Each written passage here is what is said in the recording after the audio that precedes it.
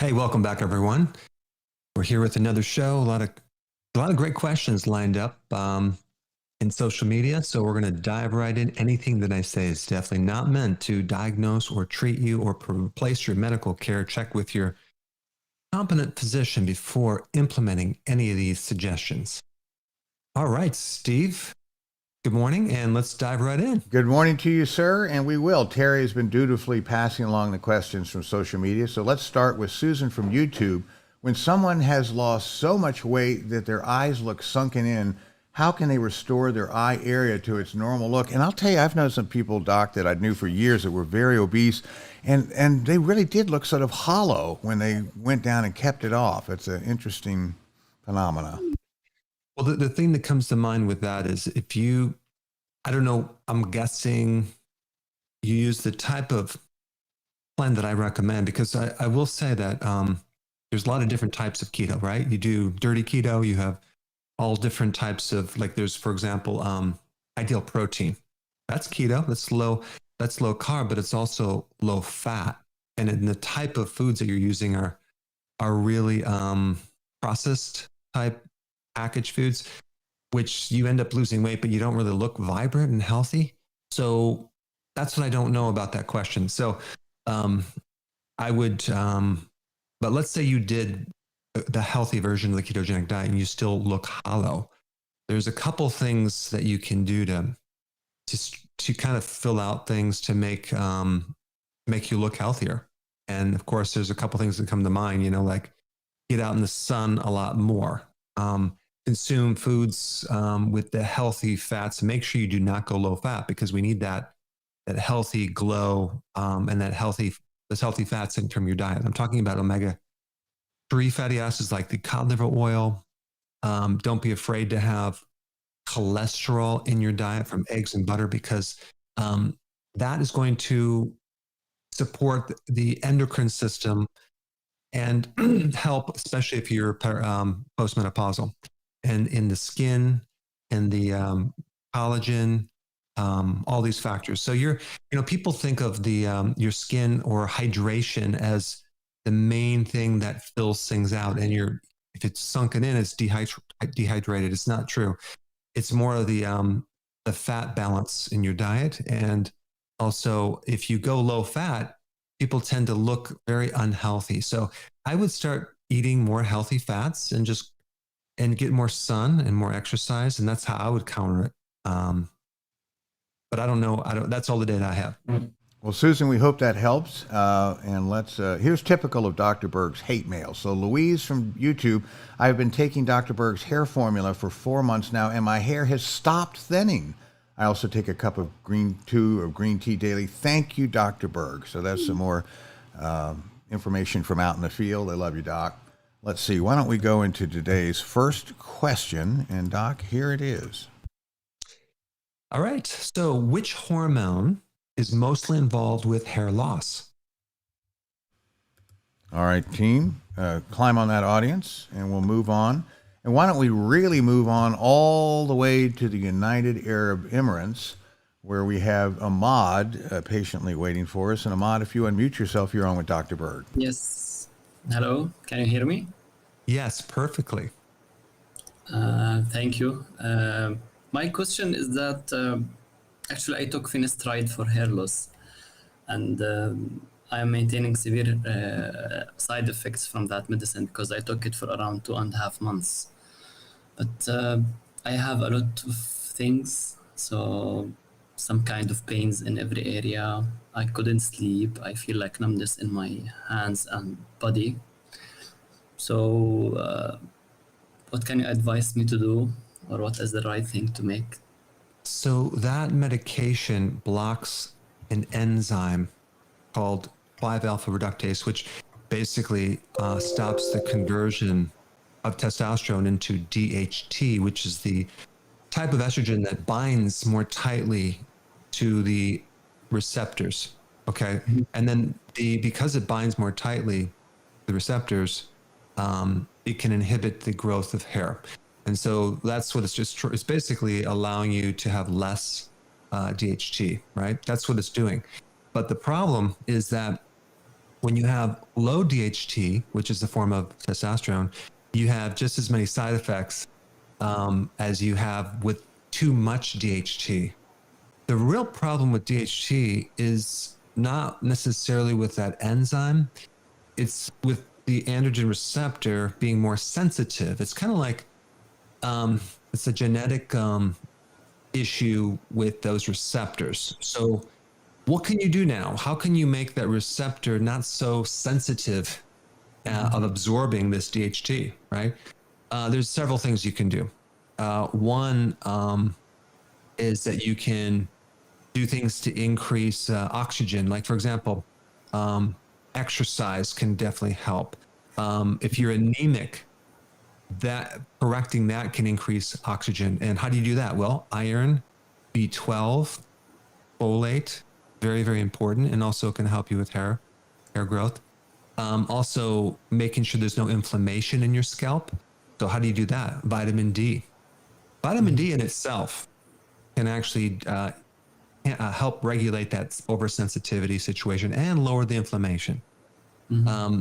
Also, the amino acid L-lysine also can help that problem as well. And that comes from mainly red meat, animal products, and versus people that try to eat too many nuts or seeds or grains or beans, they get more of the other arginine, which actually can block that L-lysine. So again, if you have the animal products and fish and things, I think you'll get the iron, you'll get the B12, you'll get the L-lysine, and that can help you. And then the other thing is like saw palmetto is a natural thing to take. I don't know if you're taking that. That would be something that you could benefit from. Like what? Saw palmetto. Uh-huh. Yeah, that's a good I remedy. didn't take any of these. So I would start to look at my videos in relationship to this this receptor for androgen and start working on that, because you don't necessarily want to completely block that receptor. You want to balance it because there's a genetic weakness in that area. Like for women, you ever hear that after they get like pregnancy, like they might actually grow hair during pregnancy, but right after pregnancy they lose their hair, or during their menstrual cycle, certain times they might lose their hair. That's because they have a dip in estrogen. So the hormones can be a big factor as well. So anyway, I just wanted to give you a few tips there, but I have a lot more if you go to my YouTube videos. So Thank you very much, Doctor. you're welcome. All right. Thanks for joining us from the UAE. We really appreciate it. And we hope that you do great in your pursuit of healthy hair. And Doc, I hate to say this, but they're absolutely after you this morning. Don, Louie, and Jennifer from YouTube, I'm doing well with your help. I've lost 26 pounds in 6 months, and I'm just 5 pounds from my ideal weight. Thank you, Dr. Berg. So they're not going to let you alone today, Doc. Awesome. Let's Awesome. see. Okay, so Michael from YouTube, I had double bypass surgery about 3 weeks ago. I'm a type 2 diabetic. How much D3K2 and cod liver oil should I be taking not to clog up my arteries again? And what other suggestions might you have to offer to Michael? You know, I would just recommend use the recommended dosage on the back of the label. It's those two nutrients are not going to clog your arteries up. Okay. And you're probably referring to the cod liver oil because it's a fat. It's not going to clog your arteries up. In fact, it's going to thin the blood, prevent clot formation. It helps to decrease the platelet stickiness. It helps to thin the blood. So it does the opposite of that. Also, it's a great anti-inflammatory. So you're getting rid of inflammation that could be the reason why that if someone develops plaquing or clotting. So I think you're on the right track. So I wouldn't be concerned about those things clotting you at all. Very good. And we can't wait to see the new you after that process really takes hold. All right, Dr. Berg, we have an answer for the first question today, which asks, which hormone is mostly involved with hair loss? Speak of the devil. And 55% of our respondents say it's testosterone. You spoke of that. 40% say estrogen and 5% say insulin. Who's correct? Well, You're all correct, but specifically, I was looking for that hormone. I actually just mentioned DHT. What the heck is DHT? It's a type of testosterone that is more powerful. And normally, like if we're talking about hair, you should have like 10% of that testosterone be DHT. But again, like I said before, if there's more of a sensitivity to that receptor, it binds more. So normally it binds like 5 times more. So let's say it binds 10 times more and it gets in the way and then it interferes with the growth of hair. So really a good thing to focus on if you have pattern baldness, if you're women or if you're a guy or a girl, you need to start to look at that area more than other areas. Like, how can I regulate that DHT better? Not completely block it, because then it comes with the package. You start getting, side effects from, decreased libido and things like that. So we want just to regulate it. And unfortunately, some people have that genetic issue. So, I've talked about that before. I'll be talking more about it, but there's things that you can do to overcompensate, which I've just mentioned with the first guest. All right, very good. Now we move on to Fried Frog from YouTube. And Mr. Frog, I'm going to have a word with your parents for their terrible naming convention. That must be so embarrassing. Anyway, Mr. Frog asks, I get vestibular migraines. What's the best way to eliminate them? I have no idea. But for headaches or migraines in general, there's several things that I recommend. The first thing I would do is I would evaluate a common cause of these headaches or migraines could relate to your bile ducts, which is underneath the right rib cage. And so if you were to have a migraine and massage underneath your right rib cage and that migraine went away or the headache went away, then we know it's related to that. Then you'd want TUDCA as a remedy, and then you'd want to get on the right eating plan. Other causes for migraines could be a deficiency of sodium, in which case having more salt could help you. And I think I did a video, I listed 9 different causes, and you can watch that. But as far as the vestibular type, I'm not exactly sure what's behind that. I don't think I've ever done a video on that specific issue. So, sorry. All right, very good. Well, Mr. Frog, we wish you well. And let's talk about who's tuning in this morning beyond the people we've already heard from. A good morning to all of our viewers joining us today from the UK, Canada, Mexico, New Zealand, Jordan, Ireland, Jamaica, France, Germany, Serbia, Oman, Egypt, Italy, Pakistan, Japan, Chile, Argentina, Norway, Ukraine, South Africa, Greece, Eritrea, Nigeria, Bermuda, Slovenia, Denmark, the Czech Republic, Russia, United Arab Emirates. Thank you so much from our guest there. Let's see, and that caused me to lose my place. Bermuda, Slovenia, Denmark, the Czech Republic, United Arab Emirates, there I caught up. Emirates, India, Algeria, the Virgin Islands, Peru, Dominican Republic, Switzerland, Scotland, Israel, Australia, Ethiopia, Poland, Morocco, the Netherlands, Iran, Greenland, Brazil, Spain, Nepal, Trinidad and Tobago, Nicaragua, Kenya, Armenia, Bosnia, Finland, we've got a guest from up that way, Lithuania, Turkey, Romania, Sweden, Uganda, Sri Lanka, Portugal, the Philippines, Belgium, and all across the United States of America. And as usual, I'll bet we'll hear in from a few others jealous that their wonderful country was not named. So bring it on. Okay, let's see. Let's go to Frank from Facebook. I'm a breast cancer survivor. Should I be taking spirulina and sea kelp? Well, I think you should definitely take sea kelp and probably something called DIM. DIM is a concentrated cruciferous product that can help inhibit estrogen, but the sea kelp is also interesting angle because that natural compound, which is iodine, and a protein-bound iodine, so it's really, really safe. You take that can also help regulate the excess amount of estrogen, which is definitely related to breast cancer in men and women. So the other thing to really be careful about is the soy milk or the soy protein isolates. that's been known to create some issues as well. So there you have it. That's some good tips. Very good. Okay, and this is interesting. I hear a lot of this stuff. Jim from YouTube, will coffee replacements like mud or WTR, haven't heard of that, spike insulin? Are there any other coffee replacements that you would recommend? I don't think so. I don't think they have anything bad in them. I think they might be pretty good.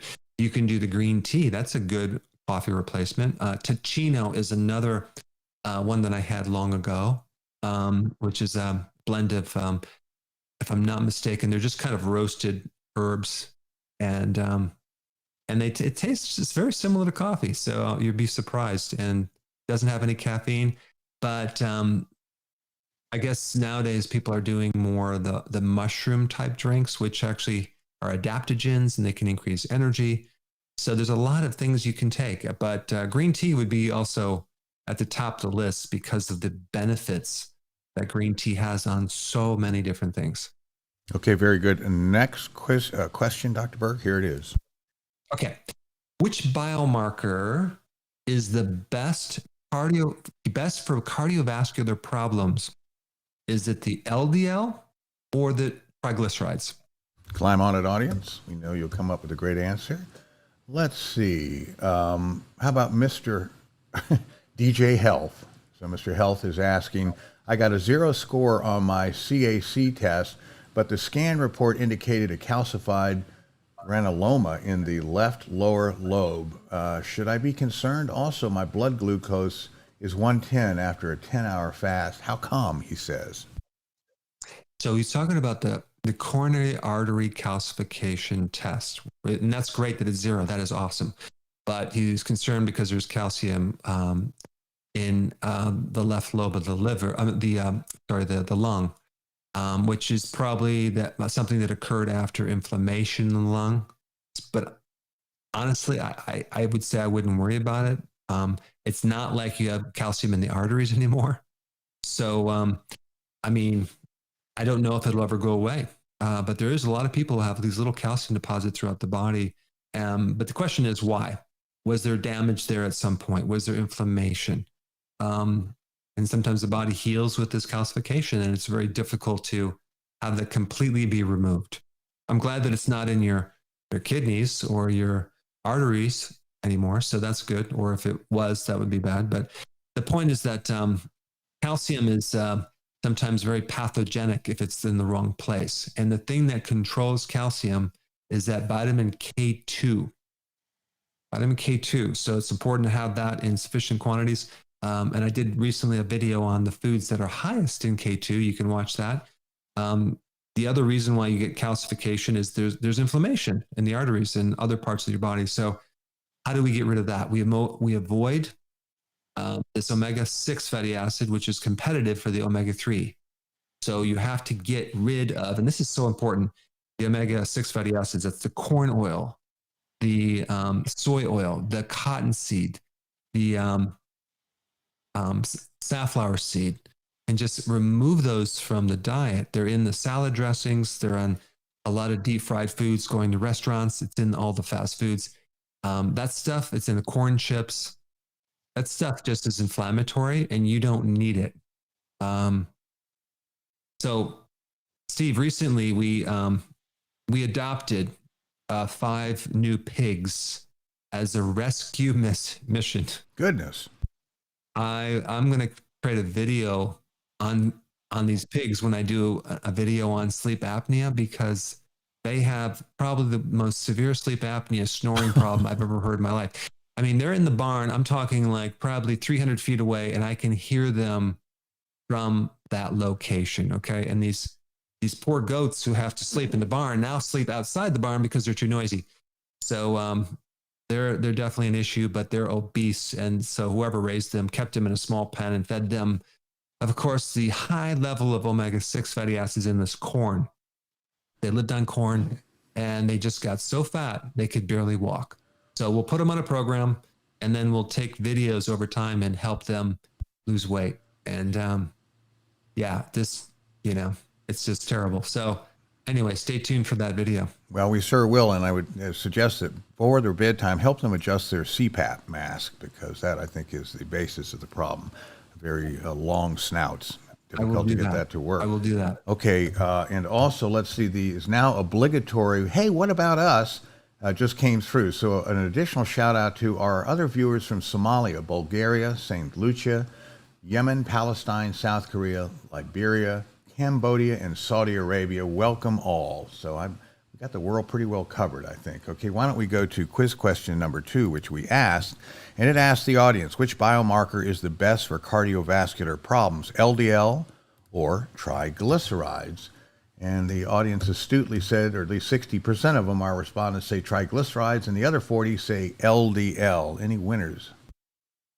So the answer is LDL. Ta-da! And I'm sorry, not LDL, triglycerides. Ta-da! I was going to say LDL is a marker.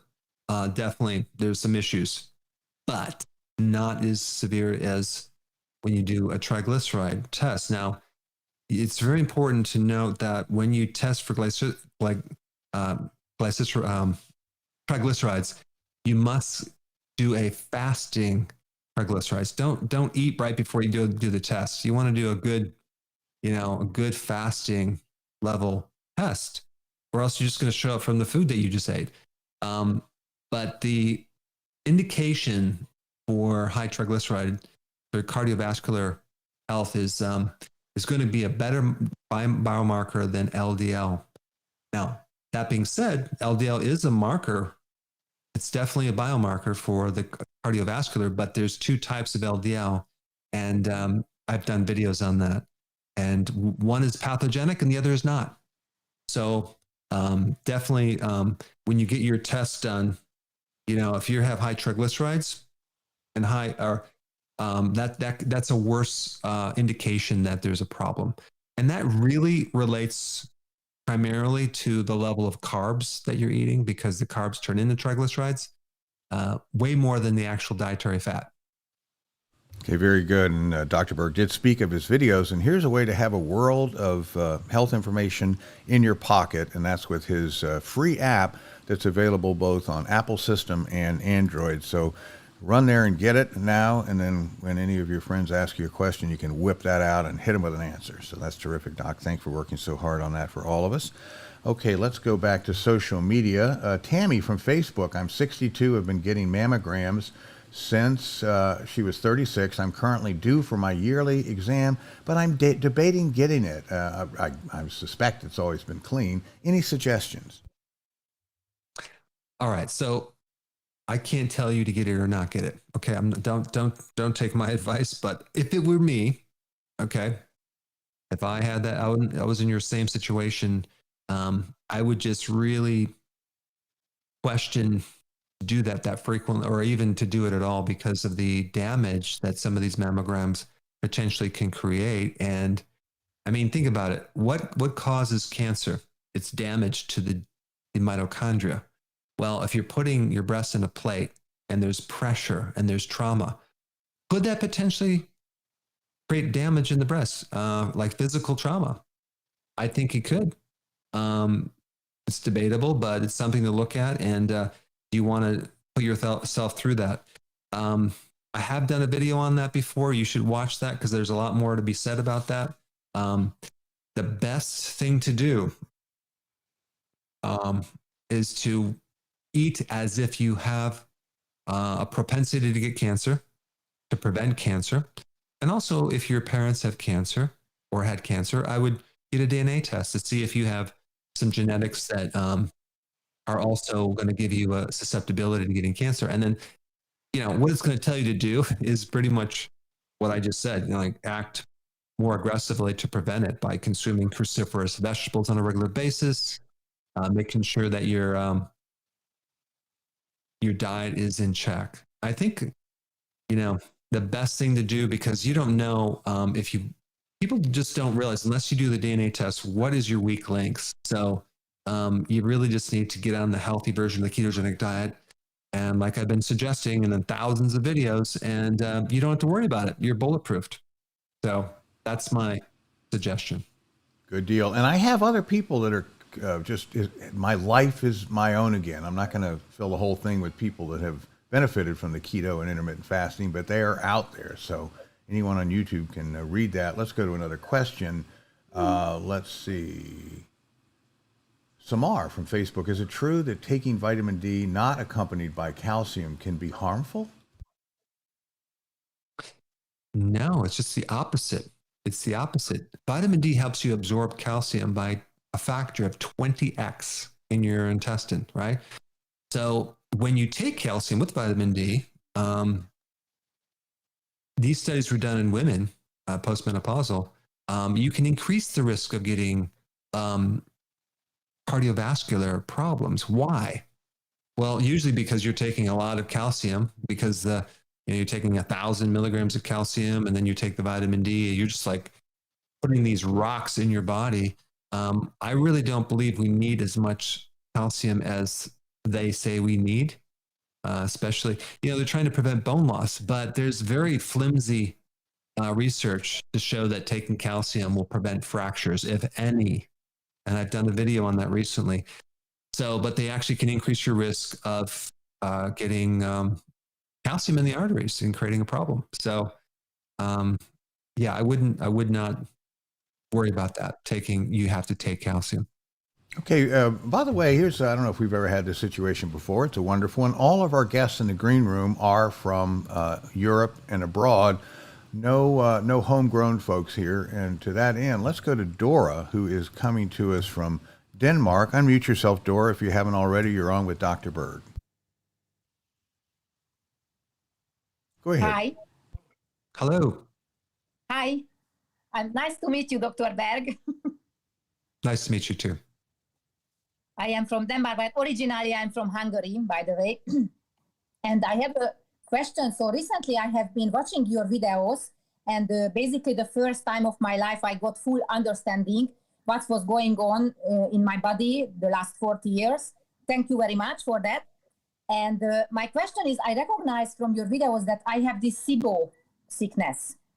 And I took, the last 5 years, I took a lot of vegetables in vegetable tour mix. And now, honestly, I don't know what to eat because I'm bloated as a pig, and gas everywhere. So it's terrible. And please tell me exactly what should I eat, because should I take a slow juicer and do the vegetables with that? Or should I eat only meat? Or I don't know now. What should I eat? So SIBO stands for small intestinal bacterial overgrowth. Okay. And so that's a situation where you have the microbes in the wrong place. They're in the small intestine. They shouldn't be there because now they're competing by taking your nutrition, and they can create a lot of gas because your body's now fermenting in the wrong place. Now, how do these microbes ferment? Well, usually from the fiber in the vegetables that you're giving them. So I think she's asking, if I'm not mistaken, how do I know if it's gone now, and what do I need to eat? Well, just start having a small amount of salads and see if you still bloat. And if you don't, then guess what? You're probably good, and you can start doing that. And remember, this is also, if you add probiotics, that can also create the same situation. So if you don't bloat, then you're good. If you do bloat, then you still have a problem with that, in which case you either need to dramatically lower the amount of vegetables that you have, or just go carnivore completely. Now, what about the juice from like wheatgrass juice powder or the juice from vegetables? Well, that doesn't have the fiber, so that could give you the nutrition. And one little factor I like about that is that you're getting a lot of phytonutrients that can actually indirectly kill pathogens, and that can actually help you as well. But there's something that's very, very important for SIBO, and that would be acidifying the stomach and taking bile salts on an empty stomach, because the bile salts tend to go down in the small intestine and act as a detergent, killing off the microbes in the small intestine. That's one of the purposes of it. So apparently at some point you lost that ability to produce bile to help do that function, which could come from the hydrochloric acid in your stomach, which you might not have enough of. So the hydrochloric acid in the stomach and the bile salts are two little factors that I would pay attention to and maybe start increasing those right now. So you can do that with betaine hydrochloride and then the ox bile. And you take one before the meal, one after meal, and you're just going to have to test the waters, and you can test different types of foods to see if you still have a problem with it or not. Okay, thank you very much. That's great. Thanks, Dora. Appreciate it. Thanks, Dora, for coming on with us. And question here, I'm ashamed, Dr. Berg, I don't know or remember if you have a probiotic product, but I do know that most cabinets, medicine cabinets, have probiotic gummies in them across America and maybe beyond. I mean, can you really trust that? Is that a hard thing to believe in those products, that you're actually doing some good? Or what's your opinion on how to deal with? I don't like the gummies because they come with a package. They come with these extra tapioca fibers and the corn fibers, and even if they're low glycemic, even add sugar to them. Some of them don't, but I don't like that. I think they're kind of a fad thing that people are going through. It's like, oh yeah, cool, the gummies, and they taste great, and they're gummy bears, and they're so cute. But the question is at the expense of these synthetic fibers that our bodies are not really designed to deal with. They call them prebiotics, but in nature, we'd never have this type of things. We have like fiber from actual food, but not all these new synthesized new fibers that are in our diets, which are in a lot of the keto plans. So they haven't been tested very long. I don't trust them. I wouldn't recommend them. Is a small amount going to kill you? No. But I definitely would not do a lot of them if I were you. Okay, thank you, sir. All right, here we go. Next question, number 3, a true falser. Okay, true or false? Chronic loneliness and social isolation can increase your risk of cancer just as much as smoking and obesity. That's very sad. Can't wait to hear the audience's reaction to that. Let's go back to social media. Shazo Ali from YouTube. I've had trouble sleeping after starting keto and IF. What can I do to restore my normal sleep pattern? I mean, what I would do is I would start make sure you're taking the electrolytes, number one. And one mineral or two minerals that can help sleep is calcium and magnesium. So some people take my electrolyte powder, and that helps give them energy. But there's not a lot of calcium in that electrolyte powder. So if they take it over a longer period of time, they might need a little more calcium before bed, in which case you just need to add some, and it can help you go to sleep. But that being said, there's also the B vitamins. When you go on keto, the requirement for B vitamins go up, especially for B1. And if you're deficient in B1, that potentially could keep you up. So, but this is why I recommend like taking nutritional yeast or the B vitamins and electrolytes when you're on keto to prevent these issues. But I do have a lot of videos on sleep. And so if you try B1 or you try this magnesium or calcium and it doesn't work, I have plenty of additional suggestions. All right, very good. I guess we're in the midst of Lent, so here's an appropriate question. Terry from Facebook, will fasting for 20 hours affect the fasting test for triglycerides? It'd be a good thing, because then you'd get a true number of what your triglycerides are that don't take in consideration the dietary food that can affect triglycerides. So yeah, that would be a good fasting period to then go get your triglycerides tested. Very good. Okay, here's an unusual. Nancy from YouTube, she's 71 and suffers from hot flashes and high blood pressure. That's not good. I'm 20 pounds overweight. What measures would you recommend for me? There's a lot to do for hot flashes, but the fact that you have both hot flashes and high blood pressure, the first thing that I would try if I were you would be, I would try vitamin D, and I would do that because that could kill two birds with one stone. I always like to do that. Vitamin D. Other things that can cause hot flashes could be a lack of vitamin E, in which case I would take the version called tocotrienols, for hot flashes. Another thing that can help hot flashes is some sea kelp.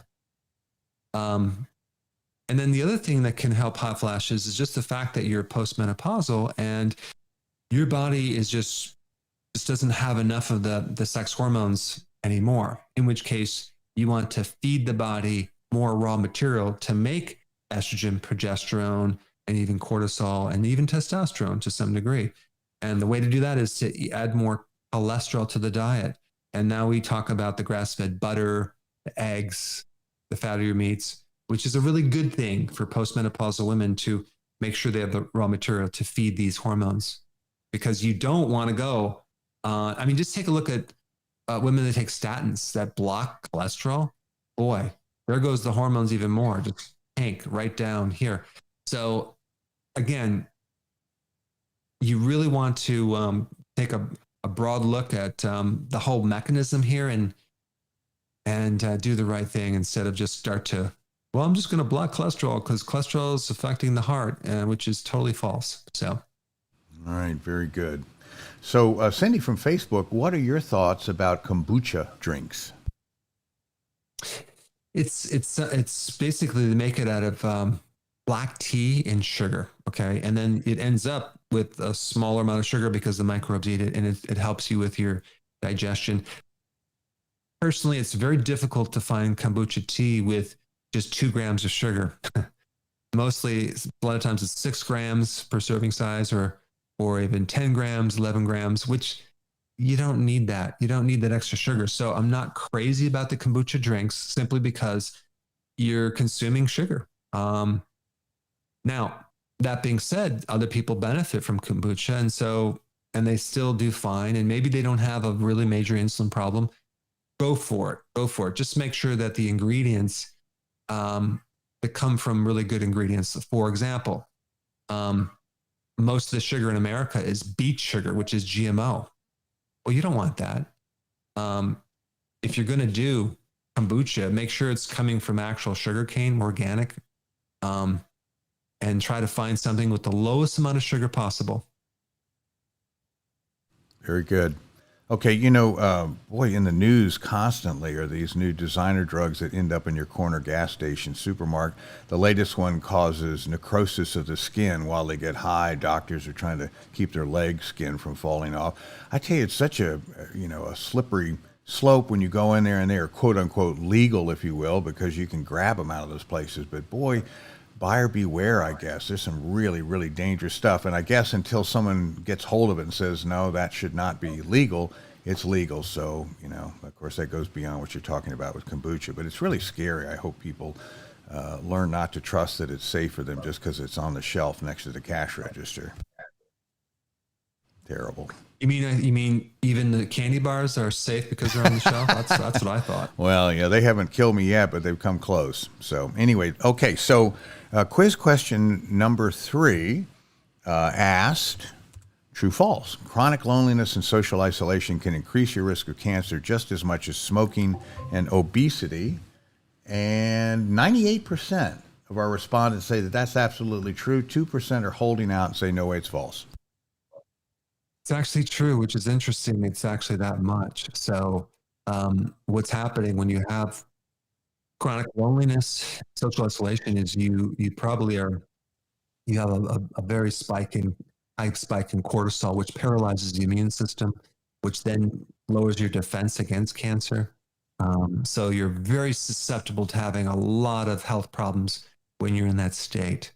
So yeah, that's absolutely true. I'm going to be releasing a video on that, and that would be one unusual cause of cancer that you probably have not really looked at yet. But there's actually going to be more, which is actually I'm going to talk about in an upcoming video. Should be interesting. Very good. Let's go back to our international followers in the green room, and Lionel is coming to us from Romania, and he looks very cheery all the time. So he's been smiling the whole time. Lionel, what is making you so happy? Go ahead with your question for Dr. Hello, I'm very happy that finally I have the chance to talk with Dr. Berg. I'm Ionel from Romania. I live in a town from Transylvania. My only medical condition so far that I'm aware of is Hashimoto under hormone treatment with T4. Old problem, but no symptoms, thanks God. The usual tests for blood sugar are upper normal range. For instance, glucose level is 98, glycated hemoglobin is 5.7, but I have a HOMA index measured last year in November that is way too high, 5.3. Clearly, my endocrinologist said, no worries, blood analysis for glucose are in range, so for the moment, no worries. But in November, when I started to follow you, I started to cut sugar, white bread, to a certain degree, starches, increased fat, do almost every day my 10K steps, intermittent fasting, for the moment only 2 times a week.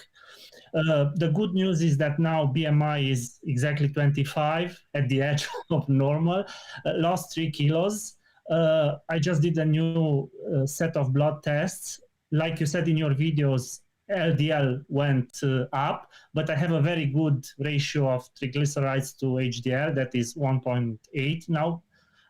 You said it's good, but insulin is still, unfortunately, 22, still very big, didn't change at all. So my question specifically would be, what's wrong? And specifically, if you can maybe recommend an ideal percentage of my daily nutrients. I started to count them. In this moment, I'm like 100 grams of carbs. Not sure if it's too much or too low for my condition, considering I have also Hashimoto. Well, to be honest, my wife is pushing me to cut some of the fats and for a while stay only on vegetables and lean meat.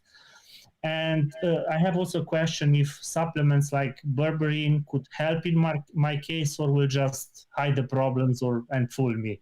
Well, So I'm glad that this was a one quick question. So couple things that he's talking about his HOMA-IR is too high, and that is a test that measures insulin resistance. You're looking at the fasting glucose and the fasting insulin test, and there's a little ratio there.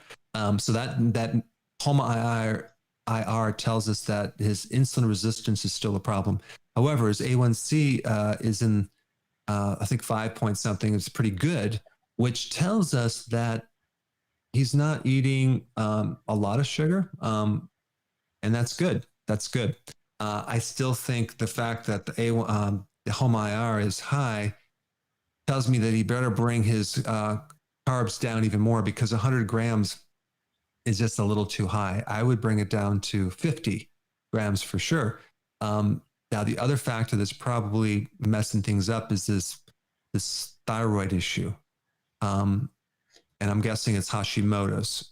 And so he needs to really focus on that, because if you have a thyroid problem and you go get your cholesterol and those other values tested, boy, it's going to be off the charts, because the thyroid can be causing the cholesterol. So if you have a thyroid problem, don't even worry about testing your lipids, even though his are fine, because it's going to be messed up. So you want to fix the thyroid with selenium.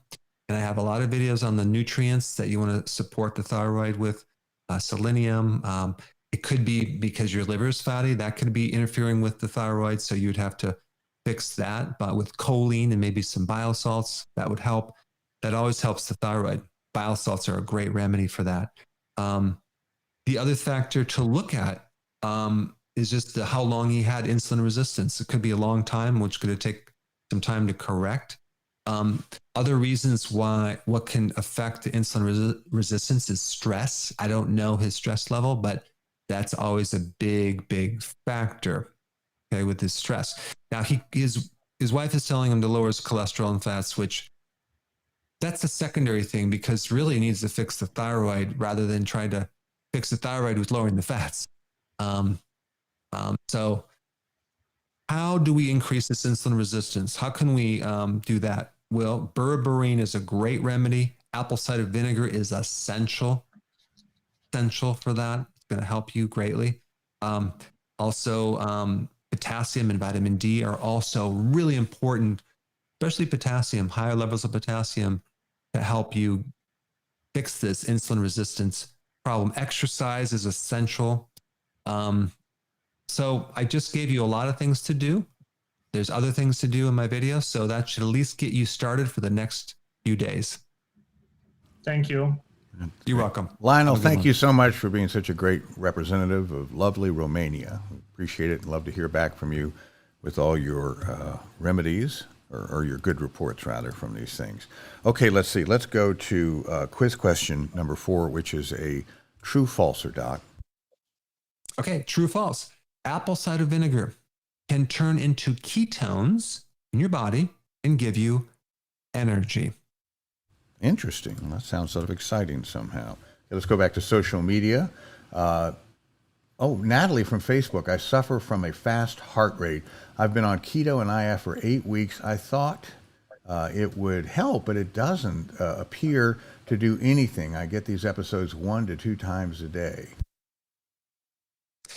Yeah, what I would do if I were you is it could be related to your pacemaker and electrolytes, which is a common issue when you start keto. If you don't get on a good electrolyte blend, then it can, you could be deficient in electrolytes. And if you're already going into this program deficient in electrolytes, this can aggravate the problem. So I would start taking the electrolytes, especially the potassium and the magnesium, in which case it can actually be the thing you needed to kind of calm down the pulse rate. I do know when someone is potassium deficient, their pulse rate goes up. This is why when you do a lot of carbs, for example, you deplete your potassium and all of a sudden you end up with this higher pulse rate. There's other things that can also increase the pulse rate, and that's B1. The other thing that I always recommend to take more of when you're on the ketogenic plan. So potassium and B1 and maybe some magnesium are the 3 things that I would recommend to bring this pulse rate down to a normal state. When you think about it, what else are you going to do? You're going to go back to carbs. Is that going to help? How can that help your pulse rate? I don't think it does. I don't think that's the solution. I think the solution is just to get these other nutrients in your body so you can naturally control the rate of your heart. Very good. Well, we hope that helps. And let's move on. The audience, as usual, has really ripped through the questions. Our 4th question was true, false. Apple cider vinegar can turn into ketones in your body and give you energy. Sounds exciting. The audience, 68% of them say that it's true. 32% say that that's not true at all. About, I'd say 2 weeks ago, I was a little bit tired. And I'm like, wow, I didn't change anything except I dropped out my apple cider vinegar, right? And then I'm like, I put it back in and I'm like, wow, I have more energy. And there's various reasons that I thought that apple cider vinegar helped your energy, or as far as the mechanics of it, because of bloating or digestion and maybe acidifying and helping with blood sugars. But there's another reason, which I recently learned, and I didn't know this. Acetic acid, which is the acid in apple cider vinegar, the main one, it turns into acetone, which is one of the 3 types of ketones. So it is true that acetic acid can actually give you energy by the fact that it increases your ketones. It also can be converted to the other ketone called beta hydroxybutyrate. And so that is why it can give you energy. Not to mention, our bodies also make acetic acid. It's a small chain fatty acid that can help you get energy, which is fascinating. So if you want more energy, it's a really simple thing to do. 1 to 2 tablespoons of this apple cider vinegar in water, maybe a big glass of water once or twice a day. And I bet you anything, your energy will start to go up. And now you know why. Wow, that's terrific. Well, I tell you what, we're going to go to Sonia, our final guest from UK. However, we're going to kick off quiz question number 5 before we do. All right, true or false? If a product you buy says 0 trans fats, it means there's 0 trans fats in there. Well, yes or no, audience? True or false? True or false? And here we go. All the way from the UK is Sonia. You're on with Dr. Berg. Hi, Dr. Berg. Thank you for taking my inquiry. Basically, I had a hysterectomy 3 months ago, kept the ovaries, but now I'm starting to have symptoms of menopause. There was somehow there's been a bit of answering some of my question from the previous inquiry. But I'm having hot flashes and chill flashes as well. Just as I have the very hot one, it follows the chill one. And then, I was just wondering what should be aware of and how I can support this transition in my body, what natural supplements. So can I ask you, why did you have a hysterectomy in the first place? So I had fibroids. I had a very bulky uterus. So sadly, it had to go. Okay. So there's a couple things that I would recommend as a remedy to help with these symptoms.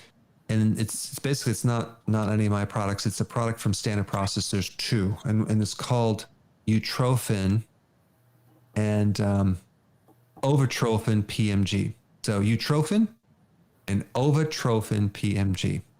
And you take one of each before bed. And I think that will really, really help you. That tends to balance out the ovaries in relationship to the ovary and the uterus, and helps to balance that out to the system where your pituitary now has this direct link, because it's kind of like if you have this whole communication cycle going on between the pituitary and the ovaries and even the uterus, and there's this whole feedback system, and now you only have part of that system, and so now there's this short circuit thing that just it's not really working anymore. So taking these two nutritional products will tend to normalize that circuit in a way that can reduce the problem that you have. The other thing to do, and you already got this from other answers, is that you definitely want to beef up, no pun intended, your cholesterol, which will give you the raw materials for some of these hormones, because now your adrenals have to take up the slack even more. And then they're just, they're probably like, hey, what about me? I'm overworked, underpaid, so I need some help. So you want to support the adrenals. You can also do that with adaptogens, like ashwagandha, and also more cholesterol in the diet. That's what I would do. Thank you. Thank you very much. That's great. Thank you so much. It's great. Yeah, the audience can't see them in there, but Lionel and Sonia are taking copious notes while you're talking. So that's great. They're serious about their health and, appreciate the time that you take with them. So it's obviously they're going to put it into good use. So anyway, our final question of the day, true, false. If a product says zero trans fat, does it mean zero trans fat? And there is a strong opinion on that. 98% of our respondents say it's false. 2% are holding out that it's true, Doc. Who's right? Yeah, it's this is a loophole. The FDA in America, their definition of zero trans fats is it has to have less than 0.5 grams. So half of a gram. And then it can be called zero trans fats. Wait a second, what is wrong with that picture? It's not zero trans fats. There's some in there. Now, this is per serving size, okay? If you take a look at, Steve, you ever eat those Cheez-Its before? I would never do so. Okay, yes. Okay, those Cheez-Its, they're little these crackers, right? It's partially hydrogenated oils, so there's trans fats in there. So how many Cheez-Its is in a serving size? I don't know, but it's probably a little handful, right? Or even like Ruffles potato chips. I think it's like 2 tablespoons of chips equal 1 serving size. Steve, have you ever in your life eaten Ruffles potato chips? I've heard of them. But no, okay. I prefer raw broccoli. Right. Okay. But you probably know people. Do you know anyone that can just do 2 tablespoons of those potato chips in one and just like walk away from it? Bet you can't eat just one. Remember the old Lay's challenge? And they were right. I don't think so. They're pretty addictive. And also Pringles. You can't just do a few. I can't. I have to do the whole thing. Boom. So when you multiply and start adding up the amount of serving sizes that people have with trans fats, they're walking away with a tremendous amount of trans fats, which are very, very, very damaging to the heart, increasing your risk of cancer. And so I'll be doing a video on that too. These synthetic fats that were basically replacing our saturated fats when they found out, oh yeah, well, sorry, we were wrong. They created more problems. Yeah, we knew that 80 years ago when they had Crisco, but it's taken years to actually, say it's bad. But even now, it's in our food supply. So I'll be doing a video, stay tuned on that. But when you read the back of the label and it says partially hydrogenated, that means trans fats. Now, what if it says fully hydrogenated? Is that trans fats? The answer is no, but it doesn't mean it's healthier. Like, what do I mean by that? Well, you start off with this corn oil, which is unsaturated, and they use high heats with hydrogen under pressure with a metal like nickel, for example. And then they go through this process where they're adding hydrogens to this fat, and they're going to make it thicker. They're turning this unsaturated into a saturated fat. So they're going to do this. And so they go through this process, and it goes from the first phase is unsaturated, well, all the trans fats. And then we heat it for a longer period of time, and it turns into a fully hydrogenated, thick fat, right? Like margarine, something like that. But it no longer has partially hydrogenated, it's fully hydrogenated. Does that make it healthier? I would say no. It's still going to create problems. Maybe not from a trans fat angle, but definitely from the way that fat is turned into this very unhealthy artificial thing. Okay, very good. I'm just saying you should probably avoid both. And so I will be creating a video on that. And unfortunately, it's in a lot of foods, and it's not even listed in like restaurant foods. So you don't know if you're getting it at restaurant foods. That's probably where you're getting it from. And it's in all the institutional foods. So that would be like in the schools. And I'm not saying it's in all, but it can be, because they just, there's no regulation. Schools, hospitals, nursing homes, prisons. So if you end up in prison, you're probably going to get trans fats, which is not a good thing. So you might want to not go to prison because of that reason. Wow, interesting. Okay, David from YouTube, what is the first thing to eat after doing an extended fast? Let me jump in here. Pringles, I think. Now, a very small amount of food. So you do maybe a little, maybe half an egg, a little tiny bit of salad, and you wait a little bit, and then you have a little bit more, maybe a couple of pickles, and then wait a little bit, maybe have a little bit of nuts, and then you can slowly introduce food. So over a course of maybe 2 or 3 days, you're gradually increasing the amount of food to the point where you're back on track again. Right, and especially do not consume refined carbs or sugar if you're coming off of a fast.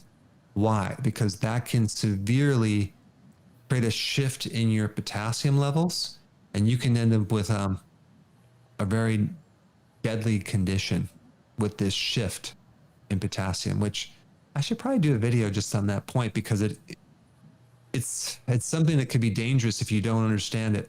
Like if you come off a 3 or 4 or 5 day fast and you start eating donuts and sugar, boy, that would be very bad. That's no good. Okay, probably our last question of the day. Zoid Gerg, he calls himself, from YouTube. How can I get rid of ringworm? I've done videos on this. There's many different remedies for ringworm and other parasites and things like that. Tea tree oil is a good one, but that would be more actually for a fungus on your toenails, so I wouldn't recommend that. I think oregano oil would be much better. Garlic, thyme, sage, all these are very potent anti-worm, anti-parasitic. There's many others like black walnut hulls. That's a good one. Wormwood extract is another good one. There's many different ones.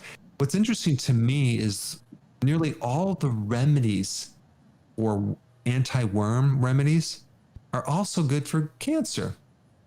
All the anti-parasitic are good for cancer, which is fascinating to me. But so if you want to kill two birds with one stone, take the anti-worm natural herbs and things, and you'll be in good shape. They're very good.